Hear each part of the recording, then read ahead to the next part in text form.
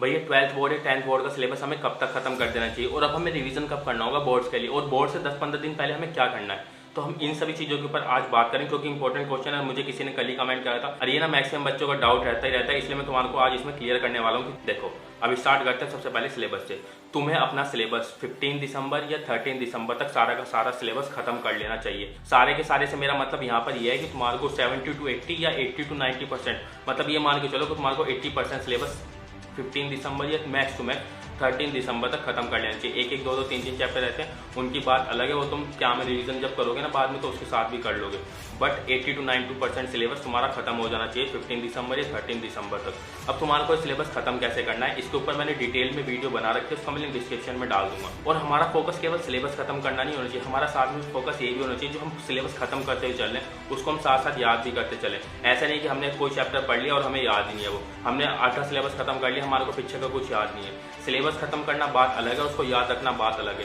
केवल सिलेबस खत्म कर लेने से तुम एग्जाम में अच्छा स्कोर नहीं कर लेने के, तुम्हारे को अच्छे से उसको याद भी रखना पड़ेगा और साथ में उसको रिवीजन भी करना पड़ेगा। इसलिए जो सिलेबस खत्म कर रहे हो उसको साथ साथ याद करते चलो, जब भी जाके फायदा है तुम्हारा। नहीं तो केवल सिलेबस खत्म कर दिया और फिर एग्जाम में जाके बोल रहे हैं अरे यार मेरे को कुछ याद नहीं है, मैं तो सारा सिलेबस खत्म कर रहा था, पर मेरा तो वहाँ कुछ याद नहीं आ रहा। वो इसलिए याद नहीं आ रहा है कि तुमने केवल सिलेबस खत्म करा है, उसको याद और अच्छे से लिख लिख के रिवीजन नहीं करा है या प्रैक्टिस नहीं करी है। वो सब चीज़ें तुम्हारे को सिलेबस खत्म करने के साथ साथ भी करनी है। सिलेबस खत्म करने के पीछे हमारा मोटिव क्या होता है कि हाँ इसमें से जितना मैंने पढ़ा है ना, अगर कोई भी क्वेश्चन आ गया ना मैं उसको करके आऊँगा चाहे कुछ भी हो जाए। इस तरीके से हमारे को पढ़ना चाहिए, इस मेंटेलिटी के साथ हमारे को पढ़ना चाहिए। अगर मैं 10 में से 9 चैप्टर पढ़ के आ रहा हूँ, उन 9 चैप्टर में से कोई भी क्वेश्चन आ गया ना मैं उसको करके आऊँगा, छूटने का कोई मतलब नहीं बैठता है। इस तरीके से पढ़ाई करो, इस तरीके से अपना सिलेबस खत्म करो, केवल खत्म करने के लिए सिलेबस खत्म ना करो। अब हमें रिवीजन कब करना होगा बोर्ड्स के लिए। बोर्ड्स के लिए रिवीजन तुम्हारे पास 1-1.5 महीना रहेगा। जब मैंने कहा है कि तुम्हारे को 15 दिसंबर या 13 दिसंबर तक अपना सारा सिलेबस खत्म कर लेना है,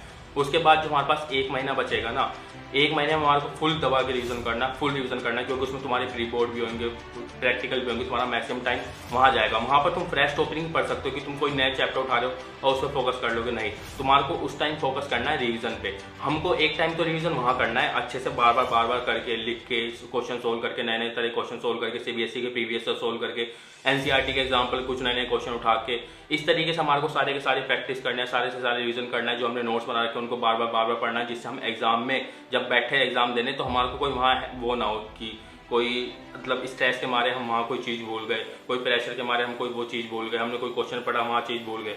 वो चीज़ नहीं होगी अगर तुम अच्छे से रिवीजन कर रखा होगा तुमने। और जो हमारा दूसरा रिवीजन है वो हमारे को कब करना है, जब हम ये सिलेबस खत्म कर रहे हैं ना, हमारे को साथ साथ रिवीजन करते हुए चलना है। हमारे को क्या करना है, अगर हमने आज कोई चैप्टर पढ़ा है उसको 1 दिन बाद पढ़ो, 2-3 दिन बाद पढ़ो, 1 हफ्ते बाद पढ़ो, और साथ में उसका कोई टेस्ट दे दो। जब कोई एग्जाम स्कूल वगैरह में या ट्यूशन वगैरह में कोई टेस्ट हो ना तो उसके सारे टेस्ट दे दो। उससे क्या होगा, जब हम किसी टेस्ट वगैरह के लिए प्रिपरेशन करते हैं ना, उस चैप्टर को ना उस मेंटेलिटी के साथ पढ़ते हैं और वो चैप्टर हम अच्छे से याद कर लेते हैं कि हाँ मेरे को कल को टेस्ट देना है, नहीं तो मेरी बेइज्जती होगी, इसलिए हम उसको अच्छे से याद कर लेते हैं।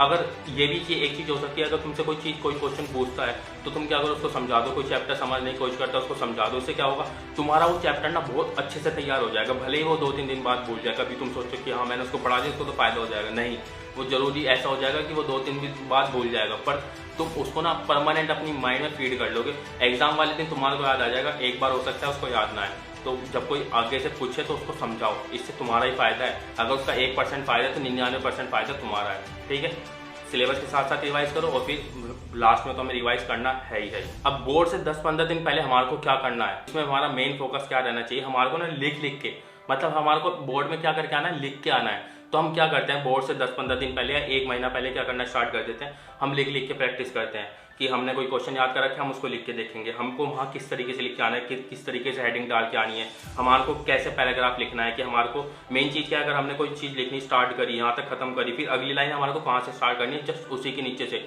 मतलब एक तरीके से पूरा एक लिखने का पैटर्न होना चाहिए। और वहाँ गलती हम नहीं करेंगे अगर हम उसको पहले लिख के ये सब चीज़ें ट्राई कर लेंगे। और ये सब चीज़ जब ही हो पाएगी जब तुमने सिलेबस खत्म कर रखा होगा, रिवाइज कर रखा होगा। इसलिए लिखने की प्रैक्टिस भी जरूरी होती है। उसमें से फिर कुछ चीज़ हमारी इंपॉर्टेंट होती है, हैंड राइटिंग।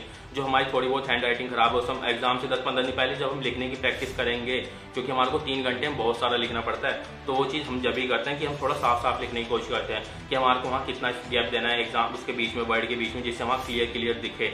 और हमारे को जो क्वेश्चन सोल्व करके आना है मैथ का, वो एक लाइन में चलना चाहिए। ऐसा नहीं है कि हाँ एक ही क्वेश्चन यहाँ है, एक यहाँ है, एक यहाँ है। तो वो जब ये सब चीज़ें हमारी एग्जाम से 10-15 दिन पहले चलती हैं कि हमारा सिलेबस खत्म हो गया, खत्म होने से मतलब कि हमने अच्छे से पढ़ लिया, याद कर लिया, फिर रिवीजन भी हमने अच्छे से कर लिया। फिर हमारा मेन फोकस रहता है कि हमारे को वहाँ प्रेजेंट थाली में किस तरीके से प्रेजेंट करना है। तुम्हारे को एक एग्जांपल से समझाता हूँ कि तुमने कोई अच्छा सा डिलीशियस सा खाना किसी होटल में या मतलब कहीं बन रहा है, मतलब या तुमने ही बनाया डिलीशियस, मतलब सुपर डिलीशियस खाना, अगर तुम उसको अच्छे से सर्व नहीं करोगे ना, उसका कुछ फायदा नहीं है, उसकी कोई वैल्यू नहीं होने की कि हाँ ये तो बेकार ही है कुछ, मतलब अगर उसमें वैल्यू भी होगी ना, वो टेस्टी भी होगा, उसको कोई वैल्यू नहीं देने का। यही चीज़ हमारे सिलेबस और इसके एग्जाम के साथ है कि हमने अच्छे से पढ़ भी लिया, हमारे सब कुछ याद भी है, अगर हम उसको अच्छे से लिख के नहीं आएंगे ना, अच्छे से सर्व नहीं करेंगे टीचर के सामने, तो हमारे को मार्क्स नहीं मिलेंगे। तो तुम्हारा इस वीडियो से चैलेंज क्या है? तो तुम्हारा इस वीडियो से चैलेंज यही है, अभी जाओ अपनी कैलकुलेशन करो, जितना तुम्हारा सिलेबस है ना, ये देखो कि मैं इसको कब तक खत्म कर सकता हूँ, कि मेरे जो टोटल सब्जेक्ट है उसमें टोटल चैप्टर काउंट करो। जो लैंग्वेज वाले सब्जेक्ट उनको थोड़ा सा इग्नोर, मतलब कि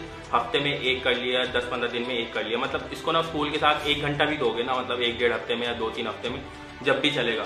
बाकी जो मेन सब्जेक्ट है उनको फोकस करके रखो कि मेरे को 15 दिसंबर या 13 दिसंबर तक कंप्लीट करना है। और इसके ऊपर डेडिकेटिव वीडियो तुम्हारे को देखनी है कि तुम्हारे को ये कैलकुलेशन किस तरीके से करनी है, इसका लिंक मैं डिस्क्रिप्शन में डाल दूंगा। चाहे तुम 10th में हो, चाहे तुम 12th में हो, चाहे तुम 11th में हो, चाहे तुम 9th में हो, कैलकुलेशन वही होने वाली है, समझ गए।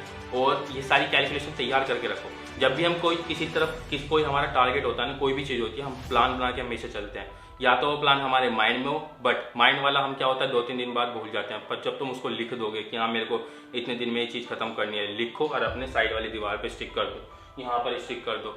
ये बहुत जरूरी है, छोटी छोटी चीज़ें हैं, इसको करो और ये चैलेंज निपटाओ आज वाला।